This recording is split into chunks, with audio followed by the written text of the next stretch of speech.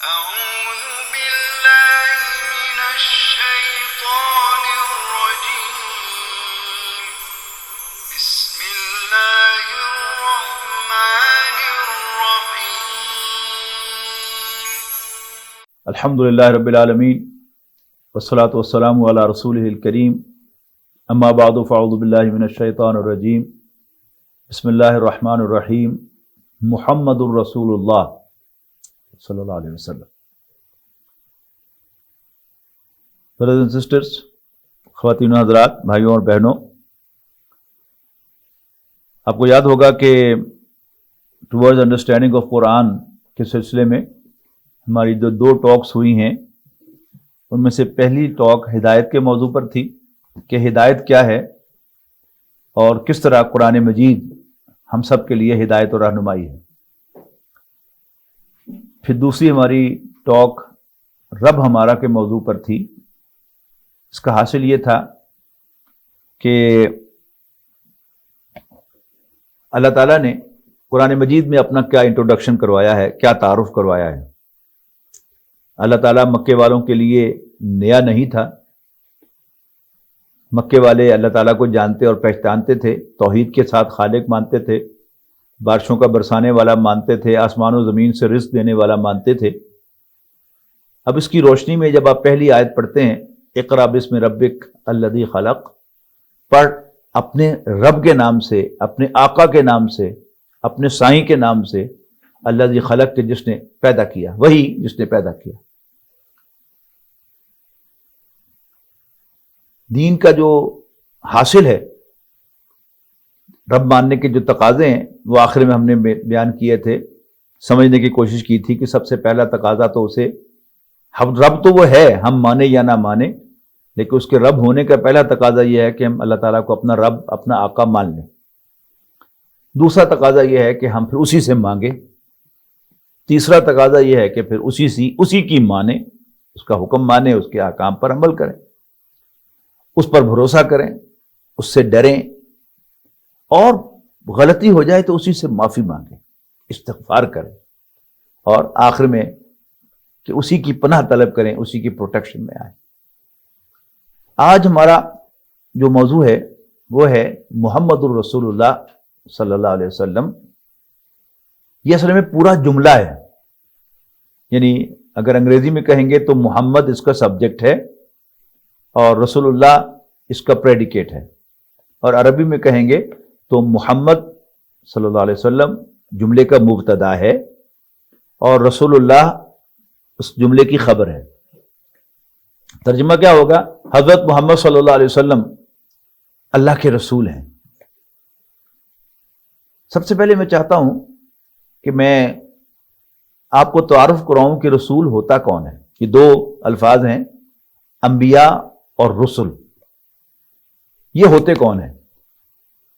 اللہ تعالیٰ نے انسان کو پیدا کیا اور فرشتوں کے سامنے اللہ تعالیٰ نے انسان کی تخلیق کے پہلے ڈسکلوز کیا کہ انی جاعل فی الارض خلیفہ، پہلے پارے میں ذکر ہے 4 رکوع میں، کہ میں زمین پر ایک نائب بنانے والا ہوں۔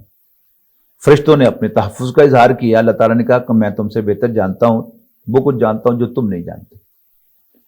3 سٹیپس میں اللہ تعالیٰ نے انسان کو بنایا۔ پہلے تخلیق کیا اس کا جسم، پھر اس میں ایک سافٹ ویئر انسٹال کیا عقل کا، جس کو قرآن مجید میں تسویہ کہا گیا ہے کہ انی خالقم بشرا من صلصال من حمأ مسنون۔ یہ کیا ہے؟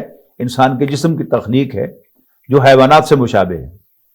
پھر دوسرا سٹیپ کیا تھا کہ اس کی فنشنگ کی، اس میں ایک سافٹ ویئر انسٹال کیا جس کی بنیاد پر یہ اپنے جذبات کو کنٹرول کرتا ہے۔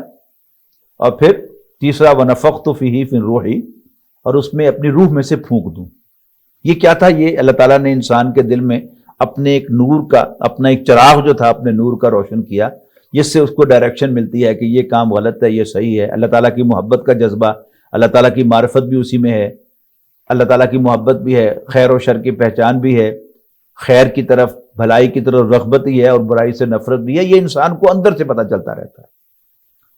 اس پر ان ایڈیشن اللہ تعالیٰ نے پھر رسول بھیجے کہ آدم علیہ السلام کو بنایا اور پھر ان سے کہا کہ تم جنت میں اپنی بیوی کے ساتھ سکونت اختیار کرو، اور سب کچھ کھاؤ پیو جو مرضی، لیکن ولا تقربا هذه الشجرۃ، کسی مخصوص درخت کی طرف اشارہ کر کے کہا کہ اس درخت کے قریب نہ جانا، فتکونا من الظالمین، اگر ایسا کرو گے تو پھر ظالموں میں شامل ہو جاؤ گے، ظالم قرار پاؤ گے۔ یہ جنت کیا تھی؟ اللہ تعالیٰ نے یاد رکھیے گا کہ پیدا تو زمین کے لیے کیا تھا، لیکن کچھ عرصے کے لیے جنت میں رکھا تھا۔ یہ ایک قسم کی ڈیمونسٹریشن تھی، ان کی تربیت تھی کہ شیطان کو وہاں جنت میں ایکسس دی گئی، رابطہ کی اجازت دی گئی آدم و حوا سے، اور اس نے آ کر ان سے رابطہ کیا اور ان کو فائنلی کنونس کر لیا کہ وہ اس درخت میں سے چلو کھانا نہیں تو چکھ ہی لیں۔ اور یہ جو میرے جیسے شوگر کے مریض ہیں وہ اس کو اچھی طرح سمجھتے ہیں کہ انسان میٹھے سے پرہیز اسی وقت تک کر سکتا ہے جب تک وہ چکھے نہ، اور وہ چکھے میٹھا اور وہ ہو مزے کا تو پھر ایک چمچ اور لیتا ہے، پھر کہتا ہے وہ 2 ہو گئے سنت میں 3 پورے کرنے ہیں، پھر 3 لے لیتا ہے، پھر چوتھا بھی لے لیتا ہے، اور عام آدمی سے بھی زیادہ وہ میٹھا کھا جاتا ہے۔ جب وہ قریب جائے گا چکھے گا۔ وہی ہوا کہ انہوں نے اس درخت میں سے، یعنی جو اللہ تعالیٰ کی اصل انسٹرکشن تھی وَلَا تَقْرَبَا هَٰذِهِ الشَّجَرَةَ، اس درخت کے قریب بھی نہ جاؤ، اس انسٹرکشن کو فالو نہیں کیا۔ نتیجہ کیا نکلا کہ انہوں نے اللہ تعالیٰ کے حکم کے خلاف اس درخت میں سے کھایا اور پھر وہ کام کیا، تو اللہ تعالیٰ نے انہیں کہا کہ بس ٹھیک ہے، یعنی جو مقصد تھا وہاں رکھنے کا وہ پورا ہو گیا۔ وہ جو جنت تھی وہ ایک طرح کی سول سروس اکیڈمی تھی کہ جو لوگ سول سروس میں سلیکٹ ہوتے ہیں ان کو پھر اکیڈمی میں رکھا جاتا ہے، سول سروس اکیڈمی میں۔ بلکہ بڑا دلچسپ واقعہ ہے کہ جب میں نے گریجویشن کے بعد فیصل آباد میں ڈینٹل پریکٹس شروع کی تو میرے کلینک پر MBBS کے 2-3 نوجوان جو تھے آ کے بیٹھتے تھے، وقتاً فوقتاً گپ شپ لگاتے تھے۔ ان کو میں نے عربی وغیرہ بھی پڑھانے کی کوشش کی۔ تو کچھ سالوں کے بعد مجھے ان میں سے ایک نوجوان ڈینٹل ہاسپٹل میں ملا، تو میں نے اس سے پوچھا کہ ہاں بھائی تمہاری ہاؤس جاب مکمل ہو گئی، آج کل کہاں ہو، کیا کر رہے ہو؟ اس نے کہا سمیع صاحب میں تو سلیکٹ ہو گیا تھا CSS میں، DMG گروپ میں، اور میں اب سول سروس اکیڈمی میں ہوں، 2 سال کی ٹریننگ ہے ہماری۔ تو میں نے اس سے پوچھا کہ یار 2 سال کی ٹریننگ کیا کرتے رہتے وہاں پر؟ تو اس نے کہا کہ بہت کچھ بتایا انہوں نے، سمیع صاحب بہت کچھ دسیا انہوں نے، مثلا کل ہی انہیں پڑھایا کہ جو کام نہ کرنا ہو اس کے لیے کمیٹی بنا دیا کرو۔ یعنی سول سروس اکیڈمی میں ان کو بتایا جاتا ہے کہ کس قسم کے لوگوں سے، کس قسم کے لوگوں سے ان کا واسطہ پڑے گا، مولویوں کو کیسے ٹیکل کرنا ہے، جو MPs ہیں ان کو کیسے ٹیکل کرنا ہے، پارلیمنٹ کے ممبر ہیں، MPs ہیں، MNAs ہیں، بدماشوں کو کیسے ہینڈل کرنا ہے، کرمنلز کو کیسے ہینڈل کرنا ہے، یعنی سب کچھ جو ہے وہ سکھایا جاتا ہے۔ تو اللہ تعالیٰ نے جنت میں رکھ کر آدم و حوا کو یہ ٹریننگ دی کہ اگر تم شیطان کو لفٹ کراؤ گے، اس کو قریب آنے دو گے، اس کی بات سنو گے، تو پھر وہ تمہیں آمادہ کر لے گا میری نافرمانی پر۔ جب یہ کام ہو گیا تو پھر زمین پر بھیج دیا، اہبطوا منہا جمیعا، یہ پہلے پارے کا 4تھے رکوع میں، یعنی آخری جو آیات ہیں کہ اما یاتینکم، تم اتر جاؤ سب زمین پر، اما یاتینکم منی ھدی، پھر جب بھی تمہارے پاس میری جانب سے کوئی رہنمائی آئے، کوئی انسٹرکشن آئے، فمن تبع ھدایا فلا خوف علیہم ولا ھم یحزنون، تو جو کوئی بھی میری ہدایت کو، میری انسٹرکشن کو فالو کرے گا، میری انسٹرکشن کی پیروی کرے گا، اسے نہ ڈرنے کی ضرورت ہے اور نہ وہ کبھی غمگین ہوگا۔ ڈر جو ہوتا ہے ہمیشہ مستقبل کا ہوتا ہے اور غم ہمیشہ پاسٹ کا ہوتا ہے، یعنی اسے کوئی ڈرنے کی ضرورت نہیں ہے، نہ دنیا میں وہ کبھی ناکام ہوگا اور نہ آخرت میں وہ ناکام ہوگا۔ باقی رہ گئی بات یہ کہ دنیا میں انسان کو غم کس چیز کا ہوتا ہے؟ ڈیپریویشن کا غم ہوتا ہے، یا کوئی گناہ کر بیٹھے گا تو اس کا غم ہوگا۔ اگر کوئی چیز دنیا میں کسی چیز سے محروم ہے تو اسے اللہ تعالیٰ پر یقین ہوگا کہ اللہ تعالیٰ جو کرتا ہے خیر ہی کرتا ہے، مجھے اگر وہ چیز نہیں ملی تو اس میں کوئی خیر ہوگا، اور اگر وہ نہیں ملی تو اس میں کوئی خیر، اور کوئی غلطی ہو گئی ہے جیسے آدم و حوا سے غلطی ہو گئی تو سمپلی کیا تھا، معافی مانگ لی انہوں نے، اللہ تعالیٰ نے معاف کر دیا، تو غم بھی کوئی نہیں، ایون اللہ کی نافرمانی ہو جانے کا کوئی غم نہیں ہے کہ اللہ تعالیٰ سے معافی مانگے تو اللہ تعالیٰ بڑا غفور الرحیم ہے، وہ بخش دیتا ہے، وہ معاف کر دے گا۔ تو یہ کہہ کر انہیں دنیا میں بھیجا گیا، اور وہ جو انسٹرکشن آنی تھی وہ کیا تھی؟ وہ انبیاء کرام تھے کہ اللہ تعالیٰ نے وقتاً فوقتاً اپنے نبی بھیجے، اپنے پروفٹس بھیجے۔ یہ پروفٹس کون تھے؟ یہ اول روز تھے، سچے اور دیانتدار لوگ تھے، جیسے رسول اللہ صلی اللہ علیہ وسلم کے بارے میں ہم جانتے ہیں کہ وحی کے آغاز سے پہلے سے نبی اکرم صلی اللہ علیہ وسلم الصادق اور الامین کہلاتے تھے مکہ مکرمہ میں۔ تو سارے نبی جو ہے وہ بڑے کریڈیبل ہوتے تھے، بڑے سچے ہوتے تھے، بڑے نیک ہوتے تھے، رائچیس ہوتے تھے۔ تو ان میں سے پھر کچھ رسول تھے۔ رسول جب بھی قرآن مجید میں رسول الہ کے صلے کے ساتھ آتا ہے، رسولاً الہ بنی اسرائیل، اذهب الى فرعون، یعنی بنی اسرائیل کی طرف بھیجے ہوئے رسول، جا فرعون کے پاس، سورہ طٰہٰ میں فرمایا گیا حضرت موسیٰ علیہ السلام سے کہ اذهب الى فرعون انه طغى، جا فرعون کے پاس، وہ سرکش ہو رہا ہے۔ اور صورتوں میں بھی یہ فرمایا۔ اسی طرح انا ارسلنا نوحا الى قومه، ہم نے نوح کو اس کی قوم کی طرف بھیجا، وَإِلَىٰ عَادٍ أَخَاهُمْ صَالِحًا، اور قوم عاد کی طرف ان کے بھائی صالح کو بھیجا، وَإِلَىٰ ثَمُودَ أَخَاهُمْ صَالِحًا، اور قوم سمود کی طرف ہم نے ان کے بھائی صالح کو بھیجا۔ تو جب بھی کوئی رسول الہ کے صلے کے ساتھ قرآن مجید میں بیان ہوتا ہے کہ وہ قوم کی طرف بھیجا گیا، تو وہ اتھارٹی کے ساتھ آتا ہے۔ اف یو بلیو ان ہم، تو تمہارے عافیت ہے، کامیابی ہے، اور اگر تم اس کو نہیں مانو گے تو پھر دنیا ہی میں اللہ تعالیٰ پھر ایسے لوگوں کو تباہ کر دیتا ہے۔ یہی ہوا قوم ہود کے ساتھ، قوم صالح کے ساتھ، قوم نوح کے ساتھ، قوم لوط کے ساتھ، قوم شعیب کے ساتھ، اور موسیٰ علیہ السلام جس کی طرف بھیجے گئے فرعون اور آل فرعون کے ساتھ۔ اللہ تعالیٰ نے انہیں دنیا ہی میں تباہی سے دوچار کیا۔ یہاں صرف ایک ایکسیپشن ہوئی، وہ تھی حضرت عیسیٰ علیہ السلام کی۔ حضرت عیسیٰ علیہ السلام بھی بنی اسرائیل کی طرف بھیجے گئے تھے رسول بنا کر۔ ان کا فنکشن کیا تھا کہ وہ، جیسے سورۃ صف میں بیان ہوا کہ انی رسول اللہ الیکم مصدقا لما بین یدی من التوراۃ، میں تمہاری طرف بھیجا ہوا اللہ کا رسول ہوں تورات کی تصدیق کرتے ہوئے، ٹو ٹیسٹیفائی، تصدیق کرنا اس کی جو میرے سامنے تورات میں سے موجود ہے، وہ مبشرا برسول یاتی من بعد اسمہ احمد، اور ایک ایسے رسول کی خوشخبری دینا جو میرے بعد تشریف لائیں گے جن کا نام احمد ہوگا صلی اللہ علیہ وسلم۔ تو حضرت عیسیٰ علیہ السلام کی حیثیت برج کی تھی حضرت موسیٰ اور نبی اکرم صلی اللہ علیہ وسلم کے درمیان۔ وہ حضرت موسیٰ کی لائی ہوئی تورات، آپ کے لائے ہوئے احکام کی تصدیق کرنے کے لیے آئے تھے اور خوشخبری دینے کے لیے آئے تھے نبی اکرم صلی اللہ علیہ وسلم کی تشریف آوری کی۔ لیکن وہاں کیا ہوا؟ اللہ تعالیٰ نے ایک غیر معمولی معاملہ کیا وہاں کہ بنی اسرائیل جب انہوں نے اپنی طرف سے فیصلہ کر لیا حضرت عیسیٰ علیہ السلام کو سولی چڑھانے کا، تو اللہ تعالیٰ نے ایک غیر معمولی معاملہ ان کے ساتھ کیا کہ دو کام کیے۔ وہ کیا تھے؟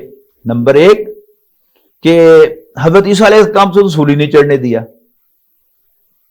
اور ان کی بجائے ایک کنفیوژن پیدا ہو گیا، اور وہی جوڈیاس کہ جس نے ان کی مخبری کی تھی، اسی کی شکل اللہ تعالیٰ نے عیسیٰ علیہ السلام جیسی بنا دی اور وہ سولی چڑھ گیا۔ یعنی ابھی ایسٹر آنے والا ہے، اور جو ویسٹرن ورلڈ ہے اس میں عیسیٰ علیہ السلام پر موویز دکھائی جائیں گی، غور سے اسے دیکھیے گا کہ ہمارا ورشن کیا ہے کہ قرآن مجید میں فرمایا گیا وَلَٰكِنْ شُبِّهَ لَهُمْ، ان کے لیے ایک کنفیوژن کریٹ کیا گیا۔ تو اصل میں وہ کنفیوژن کیا تھا کہ اللہ تعالیٰ نے تو حضرت عیسیٰ علیہ السلام کو زندہ اٹھا لیا، وہ ایک باغ کے کونے میں ایک کمرہ تھا، اس میں عبادت کر رہے تھے، اس کی چھت پٹی اور چلے گئے، اور وہ مخبر جو تھا ان کا، جس نے کہا تھا کہ میں بتا دیتا ہوں رومی سپاہیوں کو، وہی سولی چڑھ گیا تھا۔ تو حضرت عیسیٰ علیہ السلام زندہ بھی تھے، لیکن بہرحال چونکہ ان کی طرف سے ایک اقدام ہوا تھا حضرت عیسیٰ علیہ السلام کو قتل کرنے کا، تو بین بین کا معاملہ کیا گیا۔ وہ تباہ نہیں کیے گئے جیسے باقی قومیں تباہ ہوئیں، البتہ ان کے ساتھ خلاف ججمنٹ رہی۔ ایک اور موقع اللہ تعالیٰ دے گا انہیں، قیامت کے قریب حضرت عیسیٰ علیہ السلام دوبارہ تشریف لائیں گے، اور پھر ایک دفعہ موقع دیا جائے گا اہل کتاب کو، بنی اسرائیل کو، کہ وہ حضرت عیسیٰ علیہ السلام کو اللہ کا رسول مان لیں۔ عیسائی جو ہیں وہ انہیں پہچان لیں گے، اللہ کا رسول مانیں گے، اور ان کے کہنے پر نبی اکرم صلی اللہ علیہ وسلم پر ایمان لائیں گے اور مسلم کمیونٹی میں شامل ہو جائیں گے. لیکن یہود یہ موقع بھی ضائع کریں گے اور پھر ان کے سامنے اللہ تعالیٰ ان کو انجام سے دو چار کرے گا. تو یہ ہے رسول کہ اما یاتی انکم منی ہدن، جب بھی تمہارے پاس میری طرف سے کوئی ہدایت آئے، فمن تبع ہدایا فلا خوف علیہم ولا هم یحزنون، تو جو کوئی بھی میری اس رہنمائی، اس ڈائریکشن کو فالو کرے گا، اس کی پیروی کرے گا، تو ان پر نہ کوئی خوف ہوگا. they will have nothing to fear and nothing to regret. نہ ان پر کوئی خوف ہوگا، نہ ڈر ہوگا، اور نہ ہی وہ کبھی غمگین ہوں گے. ہمارے کلمے کے دو جز ہیں، ایک ہے لا الہ الا اللہ، دوسرا ہے محمد رسول اللہ صلی اللہ علیہ وسلم.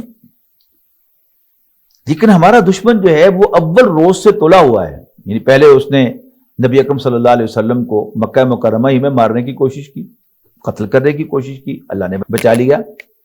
پھر مدینہ منورہ میں بھی ان کے خلاف اٹیمپٹس ہوئے. یہ غزوہ احد، غزوہ بدر، غزوہ خندق، یہ کیا تھے؟ نبی اکرم صلی اللہ علیہ وسلم کو مارنے کی اجتماعی کوششیں تھی. آپ کو معاذ اللہ قتل کرنے کی، آپ کو گرفتار کرنے کی کوشش سے اللہ نے بچایا. ادھر نبی اکرم صلی اللہ علیہ وسلم قدم بقدم آگے بڑھتے رہے اور کل 21 قمری سالوں کے اندر مکہ فتح ہو گیا. اور پھر اس کے بعد باقی پورا عرب جو تھا وہ بھی اسلام کے زیر نگی آ گیا. لیکن ہمارا دشمن کوشش کرتا رہا. اس پہ کئی چیزیں ہوئیں، مثلا جھوٹے نبی پیدا ہوئے. یعنی ماضی میں جو تھا معاملہ انہی کا، اللہ کے دشمنوں کا، اللہ کے رسولوں کے دشمنوں کا کیا تھا کہ اللہ تعالیٰ نے جو اپنے رسول جن کو کہا میں نے کسی قوم کی طرف بھیجے ہوئے رسول، ان کی تو اللہ تعالیٰ نے حفاظت کی، ان کو قتل نہیں ہونے دیا. لیکن انبیاء جو تھے، صرف جو رسول نہیں تھے، وہ ایک سے زائد قتل ہوئے. جمع کے دیگر میں قرآن مجید میں آیا ہے بنی اسرائیل کے جرائم میں سے، یہودیوں کے جرائم میں سے ایک جرم ہے کہ قتلہم الانبیاء، ان کا نبیوں کو قتل کرنا. تو انہوں نے نبیوں کو قتل کیا. لیکن نبی اکرم صلی اللہ علیہ وسلم کی تشریف آوری کے بعد پہلے انہوں نے کوشش یہ کی کہ حضور صلی اللہ علیہ وسلم کو بھی وہ معاذ اللہ قتل کر دیں، لیکن ایسا نہیں کر سکے. اس کے بعد جو ہی نبی اکرم صلی اللہ علیہ وسلم کا وصال ہوا تو جھوٹے مدعیان نبوت پیدا کی. لوگ کھڑے کیے کہ تم کلیم کرو کہ میں اللہ کا نبی ہوں، تاکہ حضور صلی اللہ علیہ وسلم کی جو حیثیت ہے وہ ذرا تھوڑی سی کم ہو جائے. جب ہم کہتے ہیں کہ وہ اللہ کے آخری رسول ہیں اور ان کی لائی ہوئی ہدایت قیامت تک کے لیے ہدایت ہے، حرف آخر ہے، تو پھر آپ کی شان بہت بلند ہو جاتی ہے. لیکن اگر ہم کہیں کہ اس کے بعد یہ سلسلہ جاری ہے تو پھر نبی اکرم صلی اللہ علیہ وسلم کی وہ حیثیت نہیں رہتی. اور پورے 1400 سالہ تاریخ میں وقتاً فوقتاً جھوٹے نبوت کا دعویٰ کرنے والے پیدا ہوتے رہے ہیں. اچھا، اب نبی اکرم صلی اللہ علیہ وسلم کے دشمنوں کی کوشش ایک طرف یہ ہے کہ وہ جھوٹے مدعیان نبوت پیدا کریں، کھڑے کریں، اور ان کے فالوورز جو ہیں وہ اٹھائیں، اور دوسری طرف غیر محسوس طریقے سے مسلمانوں سے نبی اکرم صلی اللہ علیہ وسلم پر ایمان کھینچنے کی کوشش کریں. اس کی میں چند مثالیں آپ کو دیتا ہوں کہ ہم سب مسلمان ہیں اللہ کے فضل و کرم سے، لیکن اگر میں کہوں کہ اسلام کو ایک لفظ میں بیان کریں تو میرا خیال ہے 99% لوگ جو ہیں آپ میں سے کہیں گے کہ اسلام دین توحید ہے. It's a very clever move. یہ بڑی چالاکی ہے ہمارے دشمنوں کی کہ اسلام کو دین توحید کہا گیا ہے. حالانکہ معاملہ کیا ہے کہ ہمارے کلمے کے تو دو جز ہیں، لا الہ الا اللہ محمد الرسول اللہ. کوئی شخص جتنا مرضی لا الہ الا اللہ کہتا ہو، جب تک وہ دوسرا جملہ بھی ادا نہیں کرتا، یہ نہیں کہتا کہ حضرت محمد صلی اللہ علیہ وسلم اللہ کے رسول ہیں اور آخری رسول ہیں، ان کی ہدایت، لائی ہوئی ہدایت آخری ہدایت ہے، تو دائرہ اسلام میں داخل نہیں ہوتا. کن کن طریقوں سے یہ ختم کرنے کی کوشش کی گئی ہے؟ ایک تو یہی کہ توحید کو یعنی آؤٹ آف پروپورشن ابھارا گیا، اور یہ بات کہ اسلام دین توحید ہے. چند سال کی بات ہے، میرا نواسا ابھی پریپ کلاس میں تھا اور اس کی نانی میری اہلیہ اس کو دینیات کے وائوے کی تیاری کرا رہی تھی. زبانی امتحان ہوتا ہے ظاہر ہے بچوں کا. تو میں واش روم سے نکلا مسجد میں آنے کے لیے تو اچانک میرے کان میں پڑی تو میرے کان کھڑے ہوئے. سوال تھا ہمارا عقیدہ کیا ہے, اور جواب تھا اللہ کو ایک ماننا. میں چونک گیا کہ ہمارے کلمے کے تو جز ہیں, اس میں اللہ کو ایک ماننا بھی ہے اور حضرت محمد مصطفیٰ صلی اللہ علیہ وسلم کو اللہ کا رسول ماننا بھی ہے, تو یہ دوسرا جز کہاں چلا گیا؟ It's a very clever move. اب اس کو کنیکٹ کرتے چلے جائیں کہ ایک امپریشن کریٹ کیا گیا کہ اسلام دین توحید ہے, تو صرف اسی امپریشن سے نبی اکرم صلی اللہ علیہ وسلم بیک گراؤنڈ میں چلے گئے. اور یہ امپریشن ہوگا کہ جو بھی شخص اللہ کو توحید کے ساتھ مانتا ہے اور اللہ کے ساتھ کسی کو شریک نہیں بناتا وہ مسلمان ہے.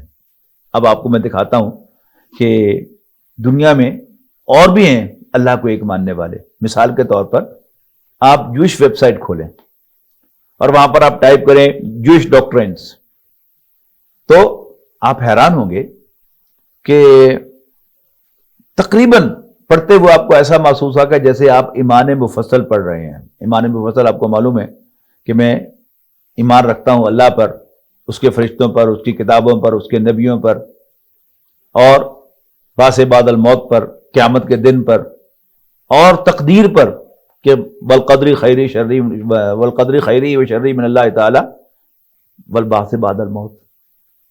تو آپ ایسا محسوس کریں گے جیسے آپ ایمان مفصل پڑھ رہے ہیں. آج کا یہودی اللہ کو ایسے ہی مانتا ہے جیسے ہم مانتے ہیں. وہ آخرت کو مانتا ہے, جنت دوزخ کو مانتا ہے, باس بعد الموت کو مانتا ہے, موت کے بعد جی اٹھنے کو, اور تقدیر تک کو مانتا ہے, نبیوں کو مانتا ہے, کتابوں کو مانتا ہے. تو پھر کیا وہ مسلمان؟ نو وے, ہرگز نہیں. مسلمان صرف وہی ہے جو گول مول لفظوں میں نہیں, واضح الفاظ میں حضرت محمد مصطفیٰ صلی اللہ علیہ وسلم کو اللہ کا رسول مانتا ہے. اور جب تک وہ یہ نہیں کرتا, جتنا مرضی موحد ہو, اللہ تعالیٰ سے بے شک جتنی مرضی محبت کرتا ہو, وہ دائرہ اسلام میں داخل نہیں ہو سکتا جب تک وہ حضرت محمد صلی اللہ علیہ وسلم کو اللہ کا رسول نہیں مانتا. اسی طرح میں پاکستانی ہوں, میرا تعلق بر صغیر پاک و ہند سے ہے. میرا تعارف کیا ہے؟ میں مسلمان ہوں, لیکن چند جنریشن پیچھے میں جاؤں گا تو میرے آباء و اجداد ہندو تھے. میں نے ایک مرتبہ اپنے دادا مرحوم سے پوچھا کہ جی وہ کون سے بزرگ تھے کہ جن کے ہاتھ پر ہمارے بڑے اسلام لائے تھے؟ تو انہوں نے کہا کہ ادھر کہیں تونسا شریف کی طرف سے. میں چھوٹا تھا, اب میں سوچتا ہوں کہ میں ان سے زیادہ تفصیل کے ساتھ پوچھتا اور اس مٹی کو بھی سلام کر کے آتا کہ جو میرے اسلام کا ذریعہ بنی.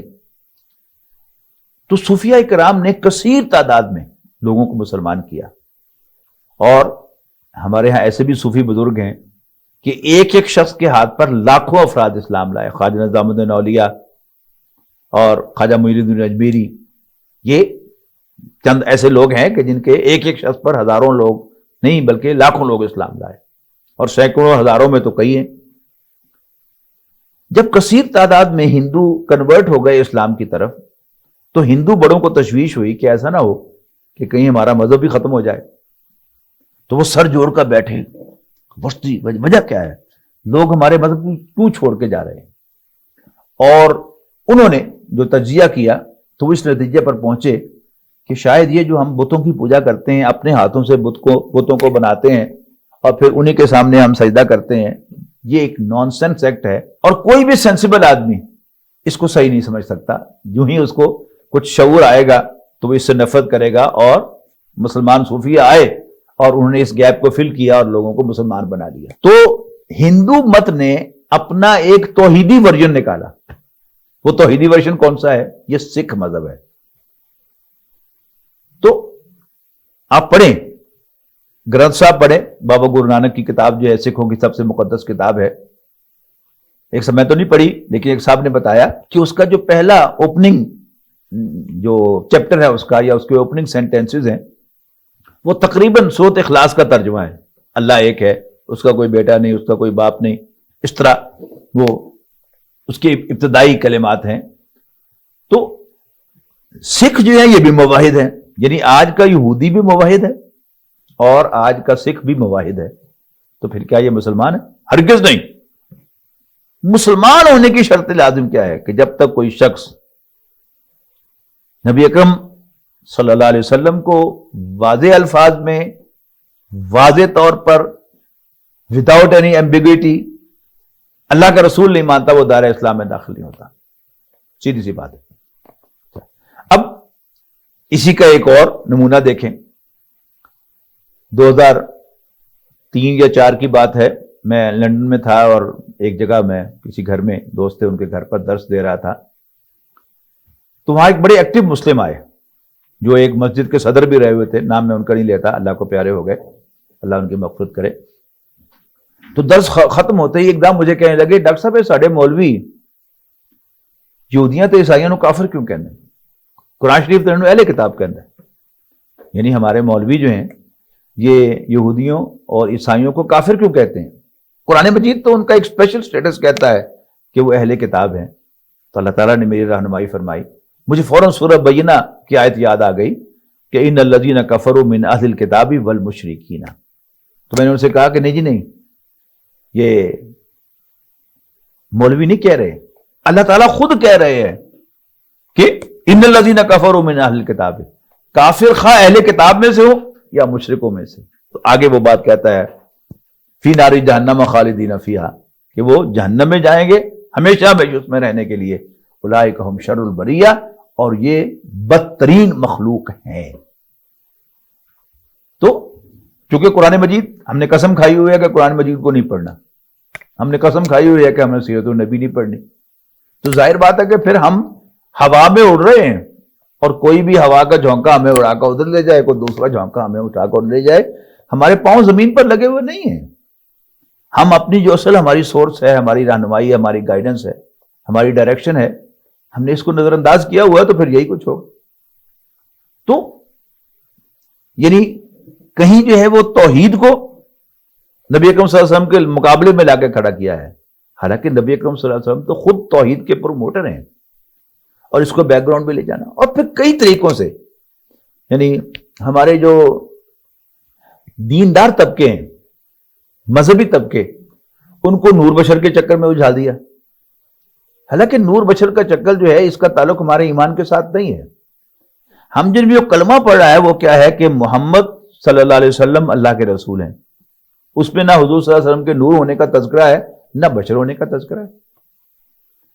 اور اس میں کیا شک ہے کہ تمام انبیاء کرام انسانوں ہی میں سے آئے تھے, اور نبی اکرم صلی اللہ علیہ وسلم بھی انسان تھے. لیکن کوئی کہے کہ حضور صلی اللہ علیہ وسلم انسان تھے, بالکل ٹھیک کہہ رہا ہے. لیکن اگر کوئی شخص کہے کچھ اور بات, اس کو بھی غور کر لینا چاہیے. قرآن مجید میں آیا ہے کہ کچھ لوگوں کے بارے میں کہ لہم قلوب لا, یہ 3-4 مرتبہ یہ مضمون آیا ہے, لہم قلوب لا یفقہون بہا, کہیں فرمایا لا یعقلون بہا, ان کے دل ہیں لیکن ان سے وہ غور نہیں کرتے, ان سے وہ بات کو نہیں سمجھتے. یعنی دماغی سطح پر سمجھتے ہیں, دل کی گہرائیوں سے ایک بات کو سمجھنے کی کوشش نہیں کرتے, آنےسٹلی, سنسیئرلی. تو لہم قلوب لا یفقہون بہا ولہم اعین لا یبصرون بہا, اور ان کی آنکھیں ہیں ان سے دیکھتے نہیں. ولہم آذان, اور ان کے کان ہیں, لا یسمعون بہا, ان سے سنتے نہیں. فرمایا اولئک کالانعام, یہ تو نرے چوپائے ہیں, بل ہم اضل, بلکہ ان سے بھی گئے گزرے ہیں. تو اللہ تعالیٰ نے انسان کو ایک مرکب وجود بخشا ہے کہ اس کو اللہ تعالیٰ نے حیوانی جسم بھی دیا ہے, اس کو عقل بھی عطا کی ہے, جس کو میں نے ابھی کہا تھا نا تسویہ فرمایا اللہ تعالیٰ نے.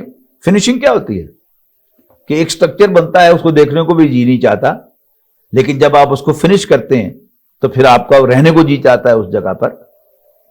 اسی طرح انسان کا حیوانی جسم جو ہے یہ تو نرا حیوان ہے, یعنی تھوڑے تھوڑے فرق کے ساتھ, جیسے باقی جانوروں میں فرق ہیں اور حیوان اور انسان میں بھی فرق ہیں, لیکن انسان کے اندر اللہ تعالیٰ نے ایک سافٹ ویئر انسٹال کیا اس کو فنش کر کے, جس کے ذریعے سے اپنی بھوک, پیاس, غصے اور اپنی جنسی خواہش پر قابو پا لیتا ہے.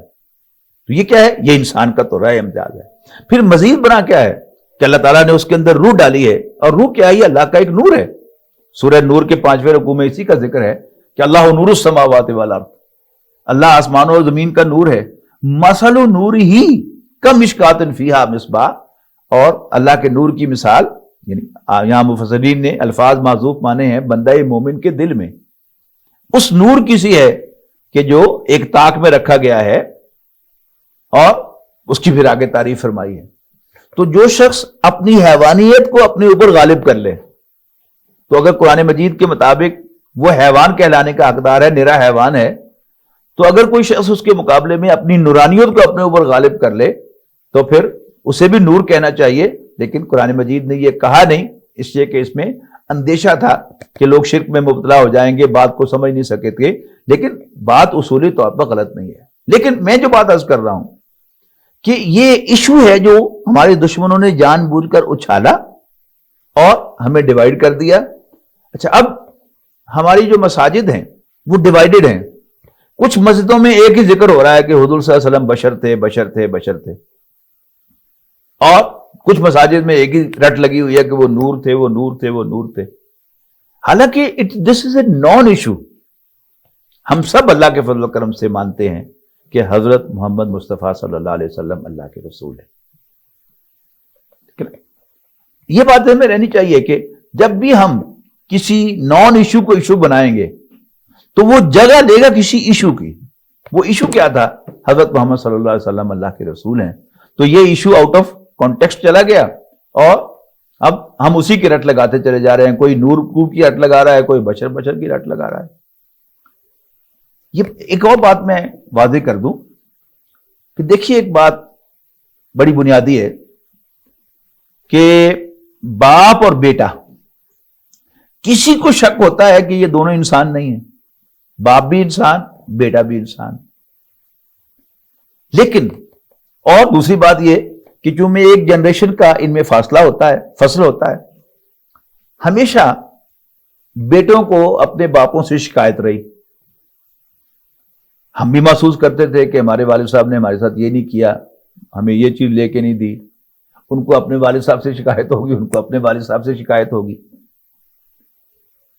لیکن جب ہم لوگ یا ہم سے بڑے کسی اور سے شکایت کرتے تھے کہ ابا نے یہ لے کے نہیں دیا, ابا نے یہ نہیں کیا, فلاں اسکول میں داخل نہیں کروایا, فلاں چیز لے کے نہیں دی, تو ہمارے بڑے کیا کہتے تھے؟ وہ کہتے تھے کہ جو تمہارا باپ کہتا ہے وہ کرو, وہ تمہارا باپ ہے, لسن ٹو ہم, اس کی بات مانو. لیکن اب کیا ہو رہا ہے؟ اب بڑے غیر یعنی محسوس طریقے سے اولاد کو باپ کے خلاف اکسایا جا رہا ہے. کیسے؟ یعنی اب کوئی نوجوان جب اپنے چچا سے, ماموں سے, والد کے دوست سے اظہار کرتا ہے یا اپنے اسکول ٹیچر سے جا کے کہتا ہے کہ جی یہ میرے والد صاحب ایسا نہیں کر رہے, بٹ شوڈ آئی ڈو, وہ کیا کہتے ہیں؟ کہتے ہیں کوئی نہیں, no problem, he is a man, you are a man too, you can argue with him, you should be very friendly with him and this and that. آپ کو دوستانہ ماحول ہونا چاہیے. نتیجہ کیا ہے کہ آج ہمارے دلوں سے والدین کی محبت نکل گئی, جبکہ جو میرے ہم عمر لوگ ہیں, جو میرے آس پاس ہیں, وہ مجھ سے اگری کریں گے کہ میں نے کبھی ابا جی کی آنکھوں میں آنکھیں ڈال کے نہیں دیکھا. وہ آخری 8-10 سال جو ہے بستر پر بھی رہے, تبھی ضرورت نہیں ہوئی کہ آنکھوں میں آنکھیں ڈال کے بات کریں. آرگو کرنا تو بہت دور کی بات ہے, لیکن اس کے مقابلے میں آج کیا ہے کہ بڑے غیر محسوس طریقے سے ہمیں دور کر دیا گیا ہے اس چیز سے. ہم باپ کو انسان سمجھتے ہیں تو اس کی عزت نہیں کرتے, انسان ہے تو پھر ہمارے جیسے ہیں. اگر ہائی لائٹ کیا جائے گا کہ وہ باپ ہے تو پھر میں کبھی اپنے باپ جیسا نہیں ہو سکتا. باپ بڑا ہے, میں چھوٹا ہوں. لیکن اگر ہائی لائٹ کیا جائے گا کہ انسان ہے تو پھر برابر ہے. یہی ہوا کہ آج ہم جو توہین رسالت کے واقعات دیکھ رہے ہیں وہ کیا ہے کہ بڑے غیر محسوس طریقے سے پہلے نبی اکرم صلی اللہ علیہ وسلم کا جو اصل مقام تھا اس کو گرایا گیا ہے اس سے. یعنی رسول اللہ صلی اللہ علیہ وسلم کا تذکرہ بحیثیت رسول یہ کم کر دیا گیا, اور آپ کا تذکرہ بحیثیت انسان اس کو out of proportion highlight کیا گیا. نتیجہ کیا نکلا؟ He is just a man, he is a man like اس.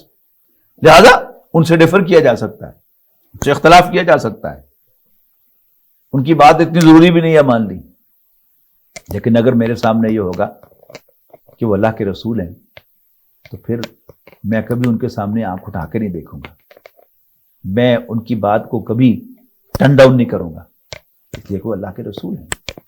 اچھا، یہ تو تھی یعنی ہمارے ریلیجس مذہبی حلقوں کی بات کہ ان کو یعنی نان ایشوز میں الجھا دیا گیا نور اور بشر کے مسئلے میں۔ اب آئیے دانشوروں کی طرف۔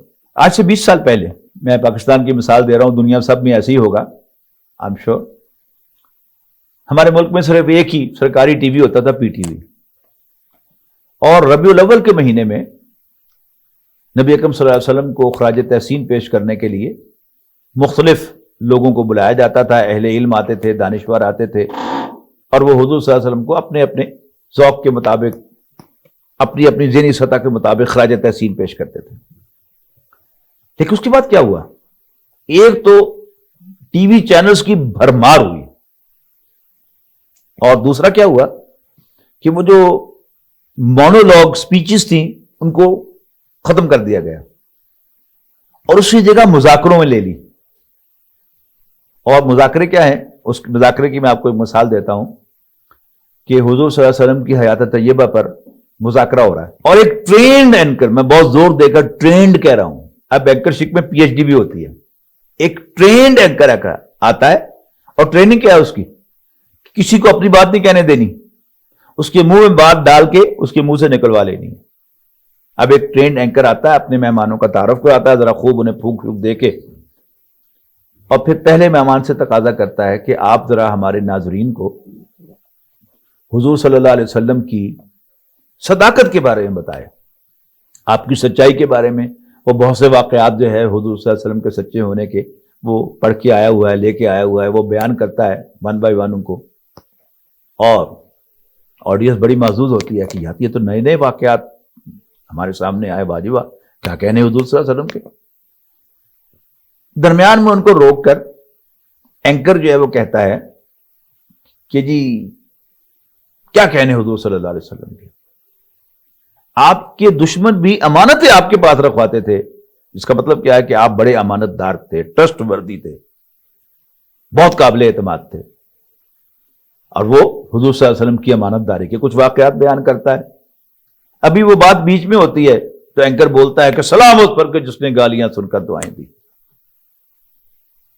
حضور صلی اللہ علیہ وسلم کو سلام پیش کرتا ہے کہ آپ نے گالیاں سن کر دعائیں دی، اور کہتا ہے کہ بس جی کیا کہنے، وہ بڑھیا جو آپ پر کوڑا پھینکا کرتی تھی، آپ اس کی تیمارداری کے لیے بھی تشریف لے گئے تھے۔ اور تیسرے مہمان سے کہتا ہے کہ آپ ذرا ہمارے ناظرین کو حضور صلی اللہ علیہ وسلم کے حسن اخلاق کے بارے میں بتائیں، اور وہ حسن اخلاق کے بہت سے واقعات جو وہ تیار کر کے لایا ہوتا ہے، پڑھ کے آیا ہوتا ہے، وہ بیان کرتا ہے۔ وقفہ ہوتا ہے، پھر فضول اشتہار دکھائے جاتے ہیں جس سے وہ سارا جو بھی میسج کچھ کسی نے لیا تھا وہ صاف ہو جائے، اور پھر ایک اور راؤنڈ جو ہے وہ لگتا ہے، آدھے گھنٹے کا پروگرام ختم ہو جاتا ہے۔ حضور صلی اللہ علیہ وسلم کی سچائی، حضور صلی اللہ علیہ وسلم کی دیانتداری، حضور صلی اللہ علیہ وسلم کا خوش اخلاق، آپ کا ایک اچھا کمانڈر ہونا، آپ کا اچھا باپ ہونا، آپ کا اچھا شوہر ہونا، اور آپ کا اچھا ایڈمنسٹریٹر ہونا، سب زیر بحث آتے ہیں۔ لیکن حضور صلی اللہ علیہ وسلم کے رسول ہونے کا تذکرہ ہی نہیں ہوتا، اور آنکھ اوجل پہاڑ اوجل، حضور صلی اللہ علیہ وسلم کی رسول ہونے کی حیثیت بیک گراؤنڈ میں چلی گئی، اور حضور صلی اللہ علیہ وسلم کا ایک اعلیٰ گریٹ مین ہونا یہ فور فرنٹ پر آ گیا۔ اچھا، اب اس کا تجزیہ کیجیے کہ حضور صلی اللہ علیہ وسلم کا رسول ہونا یہ کیا ہے؟ یہ آپ کا ایکسکلوسیو اعزاز ہے، آپ کے کوئی ان کے ساتھ نہیں کھڑا ہوا، یا پہلے کے رسول ہیں۔ وہ رہ سچا، دیانتدار، خوش اخلاق، با کردار، یہ کوئی یہودی بھی ہو سکتا ہے، کوئی عیسائی بھی ہو سکتا ہے، اور بڑے بڑے ہیں بہرحال کردار والے لوگ، تو کوئی شک نہیں ہے۔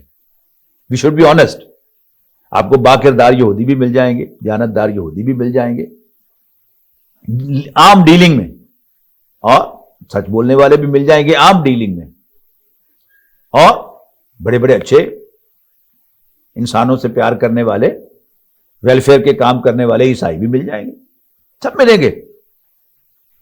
تو یہ کیا ہے؟ یہ تو بنیادی انسانی اوصاف ہیں۔ جب حضور صلی اللہ علیہ وسلم کی بھی آپ ان حیثیتوں کو ہائی لائٹ کریں گے تو آپ حضور صلی اللہ علیہ وسلم کے ایک عام انسان ہونے کو ہائی لائٹ کر رہے ہیں، لیکن آپ کی جو اسپیشل حیثیت تھی، آپ عام انسان نہیں تھے. He was a very very special, بہت ہی زیادہ اسپیشل وہ انسان تھے. اور ان کی وہ خاص اسپیشل بات کیا ہے کہ حضور صلی اللہ علیہ وسلم اللہ کے رسول تھے، ہم میں سے کوئی اللہ کا رسول نہیں ہے. یعنی بحیثیت انسان اگرچہ وہ ہماری کمیونٹی میں سے، ہیومن کمیونٹی میں سے تھے، لیکن جب ہم آپ کو دیکھیں گے اللہ کے رسول کی حیثیت سے تو ایسا معلوم ہوگا کہ ہم زمین پر بیٹھے ہیں اور وہ آسمان پر بیٹھے ہیں. تو لازماً حضور صلی اللہ علیہ وسلم کی عزت ہوگی ہمارے دل میں. تو یعنی یہ جو میں نے عرض کیا ہے کہ کتابوں کے اندر آ گیا کہ ہمارا عقیدہ اللہ کو ایک ماننا ہے، اور ہمارا آپ کے امپریشن ہوا کہ اسلام دین توحید ہے، یہ تو بہت پہلے سے چل رہا ہے. 9/11 کے بعد بڑے بڑے کام جو ہوئے ہیں، نئے قانون بنے، نئی پریکٹسز جو ہیں وہ کی گئیں. یعنی ان کسی چیز کو سمجھنے کا اگر آپ اس کو ایک مائکروسکوپک لیول پر دیکھیں گے، ڈیٹیل میں چلے جائیں گے، اس کے آرگومنٹس ہیں، تو آپ محسوس کریں گے کہ ہاں یہ ٹھیک کیا ہے. لیکن آپ ایک بڑا پروفائل لیں، بڑے فریم میں تمام واقعات کو فٹ کر کے دیکھیں تو بالکل واضح ہو جائے گا کہ یہ مسلمانوں کو شکنجے میں کسنے کی کوششیں ہیں، مسلمانوں کو باندھنے کی کوششیں ہیں، مسلمانوں کو آؤٹ کرنے کی کوششیں ہیں، مسلمانوں کو ہلاک کرنے کے سارے منصوبے ہیں. کیا کیا ہوا؟ رسول اصل میں ہوتا کون ہے؟ خبر دینے والا. اور دو چیزیں یاد رکھیے گا، ان کو آپس میں گڑبڑ نہیں کیجیے گا. ایک ہے possibility of an accident, road side accident, کہ باہر سڑک پر جس طرح ٹریفک چل رہی ہے، any time any thing can happen, کچھ بھی واقعہ پیش آ سکتا ہے. لیکن ایکسیڈنٹ ہوا، اس کے لیے ایک سورس کی ضرورت ہے، which should be authentic source. دو چیزیں علیحدہ ہیں. ایک ہے کہ اللہ تعالیٰ مردوں کو زندہ کر سکتا ہے. قرآن مجید کا ایک بہت بڑا حصہ جو ہے قریش کے اعتراضات اور ماضی میں بھی پچھلے پیغمبروں کے ضمن میں ان کے اعتراضات کے کیسے زندہ ہوں گے. اذا متنا وکنا ترابا، جب ہم مٹی ہو جائیں گے، مر جائیں گے اور مٹی ہو جائیں گے، ہماری ہڈیاں بھی گل سڑ جائیں گی. اِنَّا لَمَبْعُوثُونَ، کیا ہم پھر اٹھائے جائیں گے. ہیہاتا لما توعدون، جدھر تم ہمیں بلاتے ہو یہ امپاسبل ہے، ہو ہی نہیں سکتا. اس کے تو جوابات قرآن مجید دیتا ہے کہ وہ اللہ جس نے تمہیں پہلی دفعہ پیدا کیا وہ دوبارہ بھی پیدا کر سکتا ہے. یہ سورت قیامہ کے شروع میں بھی اور آخر میں بھی یہ دلیل آئی ہے. شروع میں فرمایا کہ کیا یہ سمجھتے ہیں کہ لا اقسم بیوم القیامہ ولا اقسم بالنفس اللوامہ ایحسب الانسان ان لن نجمع عظامہ، کیا انسان یہ سمجھتا ہے کہ ہم اس کی ہڈیوں کو جمع نہیں کریں گے؟ بلا، کیوں نہیں، قادرین علی ان نسوی بنانا، ہم تو اس پر بھی قدرت رکھتے ہیں کہ ان کے ہاتھ کے پوروں کو درست کرنے، یعنی فنگر پرنٹس کو بھی واپس لے آئیں. اس کے آخر میں کیا فرمایا؟ ایحسب الانسان ان یترک سدی، کیا انسان یہ سمجھتا ہے کہ وہ یوں ہی چھوڑ دیا جائے گا؟ الم یکن نطفۃ من منی یمنا، کیا وہ منی کی بوند نہ تھا جو ٹپکائی گئی؟ اور اس میں پہلے سبق میں عرض کر چکا ہوں کہ یہ کوئی نئی انفارمیشن نہیں تھی. کیا انسانوں کو پتا نہیں تھا کہ انسان خون سے بنتا ہے؟ اس لیے کہ جب مس کیریج ہوتی ہے، جب ایبورشن ہوتی ہے تو خون ہی نکلتا ہے شروع میں، پھر اسی سے وہ بچہ فارم ہوتا ہے جو بعد میں ڈیلیور ہوتا ہے، اگر میچور ہو جائے ڈیلیوری، ورنہ ایبورشن ہوتی ہے تو پھر ایک انفارم سا ماس یا فارم ماس نکلتا ہے. تو کوئی نئی بات نہیں تھی. تو لیکن خاص بات وہاں پر کیا ہے؟ فرمایا کہ اللہ تعالیٰ نے اسی کو ایحسب الانسان ان یترک سدی الم یکن نطفۃ من منی یمنا ثم کان علقۃ، پھر وہ جمع ہوا خون بنا، فخلق فسوی، اللہ تعالیٰ نے اس کو بنایا اور سنوارا. فجعل منہ الزوجین، اور اسی ایک ہی اوریجن سے، وہی نطفے، مرد کا نطفہ بھی عورت کا نطفہ بھی، اور پھر وہی پروسیس، فجعل منہ الزوجین، اس سے اللہ تعالیٰ نے جوڑے بنا دیے، الذکر والانثی، مذکر بھی مؤنث بھی، مرد اور عورتیں بھی. اور یہ بالکل انٹائرلی ڈفرینٹ وجود ہیں. آج کے علم کی روشنی میں اگر ہم دیکھیں تو عورت کے تمام جو کروموسومز ہوتے ہیں ہر سیل کے اندر وہ ایکس نیچر کے ہوتے ہیں، جبکہ مرد کا ایک کروموسوم وائی ہے اور 50 ٹریلین کروموسومز ہیں. تو مرد اور عورت آئیڈینٹیکل وجود نہیں ہے، لیکن ان کا اوریجن ایک ہی ہے. تو یہ کیا ہے؟ یہ اللہ تعالیٰ کی قدرت کی دلیل ہے. آخر میں فرمایا الیس ذالک بقادر علی ان یحیی الموتى، کیا وہ اللہ اس پر قادر نہیں ہے کہ وہ مردوں کو زندہ کر لے؟ یس ہی کین. دوسری بات کیا ہے؟ ایک ہے پاسبلٹی، یس اللہ تعالیٰ کین ڈو اٹ، لیکن دوسری بات کیا ہے کہ واقعی ایسا ہوگا، اس کے لیے خبر کی ضرورت ہے. کہ ایکسیڈنٹ ہوا، وہ کہتا ہے کس نے کہا؟ اور فلاں نے کہا. او تو ہے جھوٹا. کہتا ہے جی آج سے 50 سال پہلے کہ ریڈیو پر خبر آئی ہے، ٹی وی پر خبر آئی ہے. یہ تو اب ہمیں پتا چلا 9/11 کے بعد عام لوگوں کو بھی کہ ریڈیو بھی جھوٹ بولتا ہے اور ٹی وی بھی جھوٹ بولتا ہے، اخبارات بھی جھوٹ بولتے ہیں. لیکن اس کے لیے کریڈیبلٹی کی ضرورت ہے. کس نے کہا؟ اللہ کے پیغمبر صلی اللہ علیہ وسلم نے یہ کہا، جو اللہ کے بھیجے نمائندے ہیں، کہ قیامت آئے گی.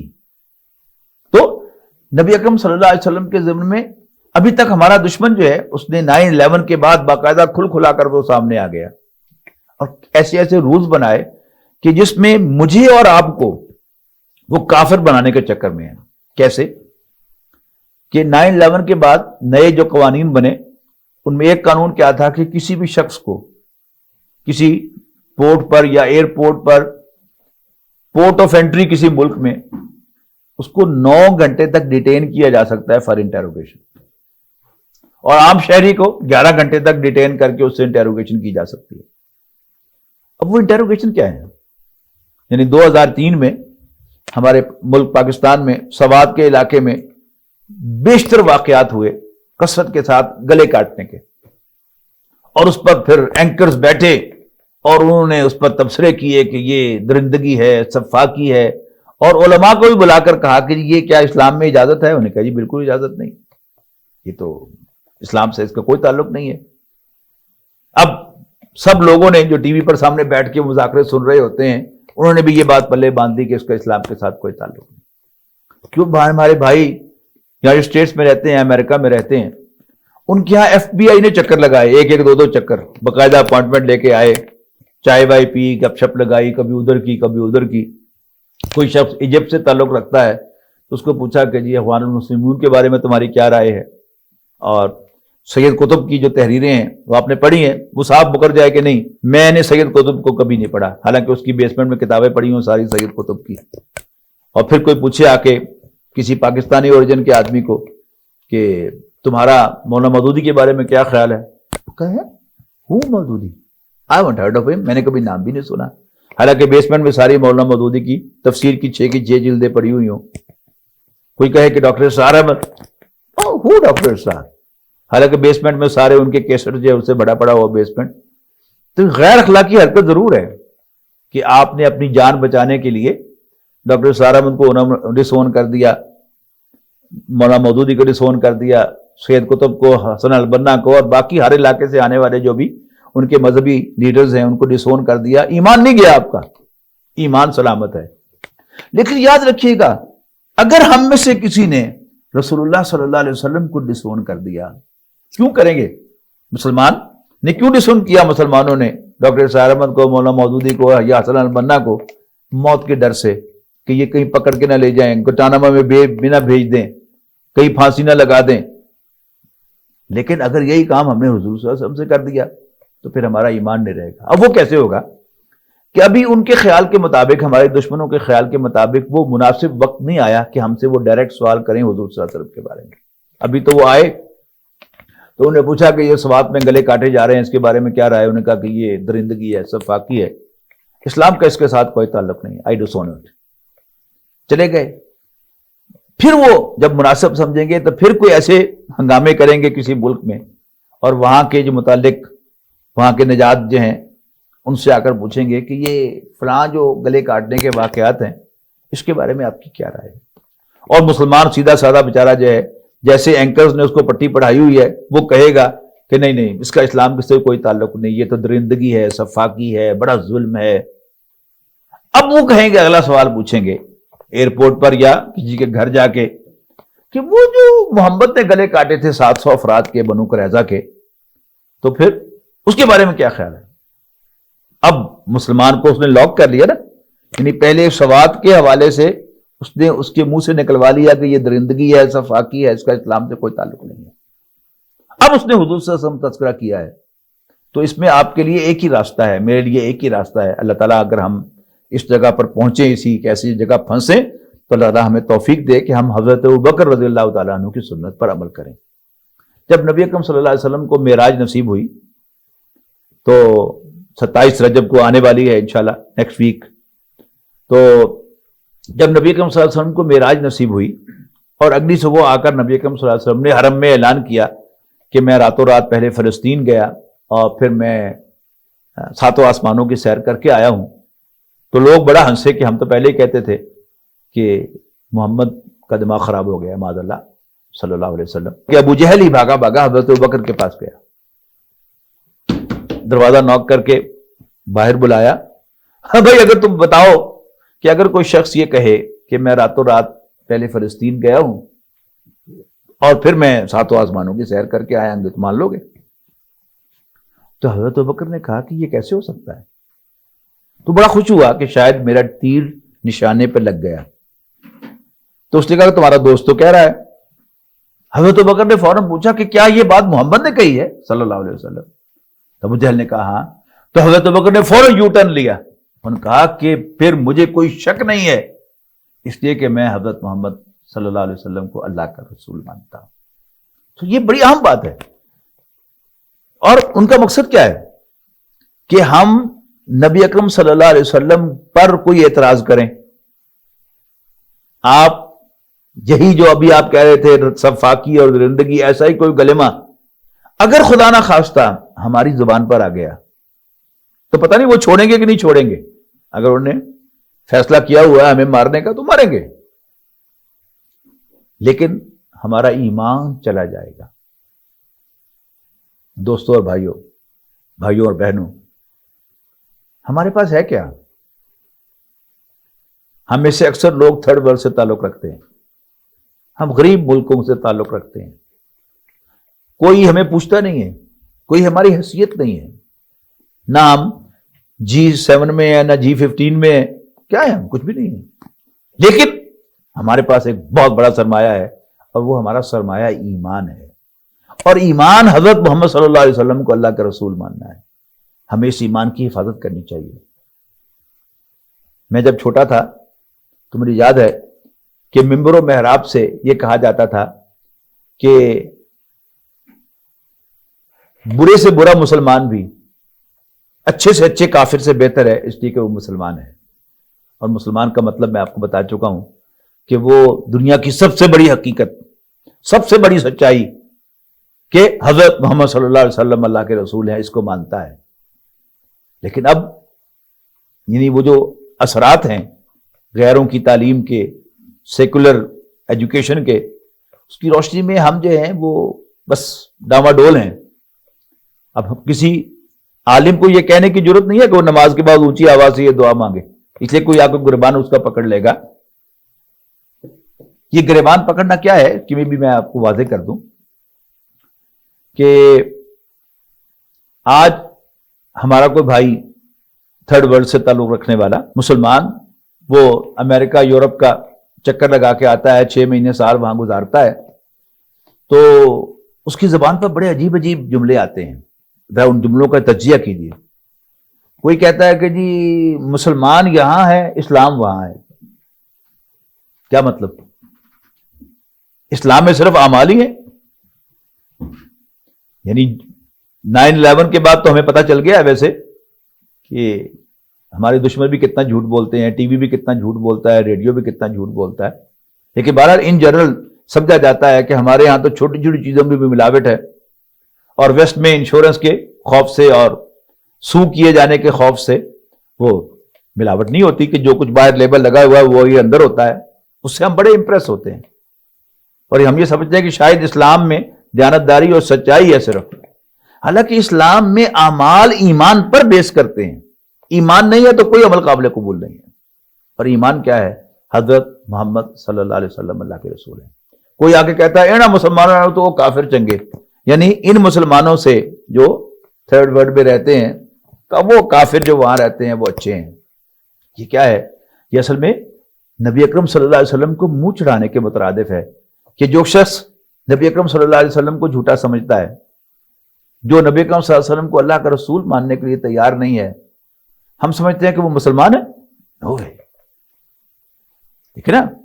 میں مثال دیتا ہوں کہ میرے والد، آپ کے والد عام انسان تھے، انہوں نے زندگی میں کہیں چیٹنگ بھی کی ہوگی. ڈیڈ آنےسٹ تو کوئی بھی نہیں ہو سکتا نا. زندگی بھر گزارتے ہوئے انسان کئی کچھ کرتا ہے، کئی جھوٹ بولے ہوں گے، لیکن اس کے باوجود اگر کوئی شخص تیرا باپ جھوٹا تھا مجھے کہے تو میری آنکھوں میں خون اتر آئے گا اور میں لڑنے مرنے کا تیار ہو جاؤں گا. تو میرے والد جو ایک عام انسان تھے، ایبسولوٹ ٹروتھ فل یا ڈیڈ آنےسٹ نہیں تھے، میں ان کے بارے میں نہیں سن سکتا کہ وہ جھوٹے ہیں. لیکن تجزیہ کیجئے کہ آج کے اس انٹرنیٹ کے دور میں کیا دنیا میں کوئی شخص ایسا ہو سکتا ہے جس کو یہ پتا نہ ہو کہ عرب میں محمد نامی ایک شخص نے صلی اللہ علیہ وسلم دعویٰ کیا تھا کہ وہ اللہ کا رسول ہے. اب یا تو وہ ثابت کرے کہ ان کا یہ دعویٰ جھوٹا ہے، اور اگر وہ ثابت نہیں کرتا اور ویسے ہی اس کی تصدیق نہیں کرتا تو پھر وہ خود جھوٹا ہے.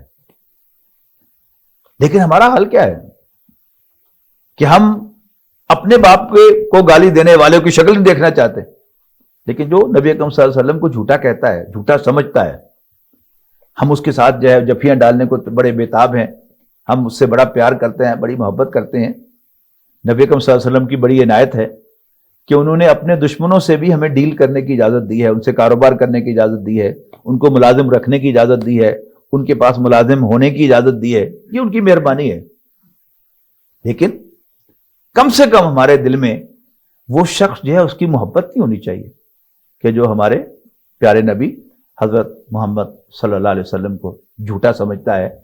تو آج کا جو موضوع ہے اس کا خلاصہ کیا ہے کہ ایمان محمد رسول اللہ کا نام ہے. یعنی اول تو دونوں ہی ہمارے دین کے جز ہیں، ہمارے کلمے کے جز ہیں، لیکن کوئی قیامت آ گئی ہے خدا نخواستہ کہ ہمیں مختصر کرنا پڑ گیا ہے، تو پھر ہمارے کلمے کا اختصار محمد رسول اللہ ہے صلی اللہ علیہ وسلم. لا الہ الا اللہ میں محمد رسول اللہ شامل نہیں ہے. کوئی اللہ کو ایک مانے تو وہ حضور صلی اللہ علیہ وسلم کو تو نہیں مان رہا، لیکن جو بھی حضور صلی اللہ علیہ وسلم کو اللہ کا رسول مانے گا وہ لازماً موحد ہے. اس لیے کہ نبی اکرم صلی اللہ علیہ وسلم جو تعلیمات لے کے آئے ہیں ان میں سر فہرست اللہ کو ایک ماننا ہے.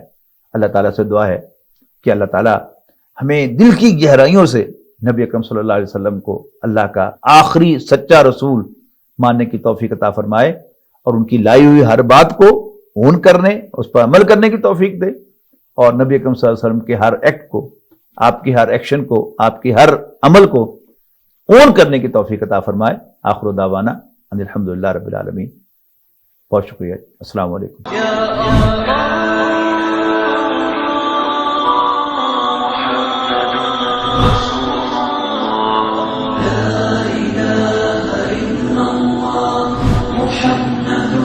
رسول اللہ لا الہ الا اللہ محمد